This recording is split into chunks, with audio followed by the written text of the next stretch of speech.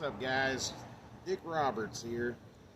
Just picked up the new Milwaukee Packout 30oz Tumbler. Model number 4822-8393R. Dishwasher safe. It's got the nice smooth opening and closing. But I love this because you can lock it in and it doesn't go nowhere, which is really, really nice. I mean, I don't imagine it's spill proof, but we're gonna fill her up, try her out. Hey guys, all right, I'm back. I went ahead and I filled her up with Code Red for the red cup. Refreshing. Now let's see about a leak test. I'm a little nervous about this.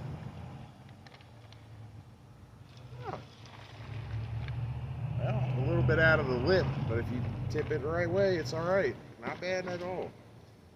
So, anyways, I picked mine up $34.99 at my local Ace Hardware. I'm sure you probably get them cheaper somewhere, but I prefer shopping local.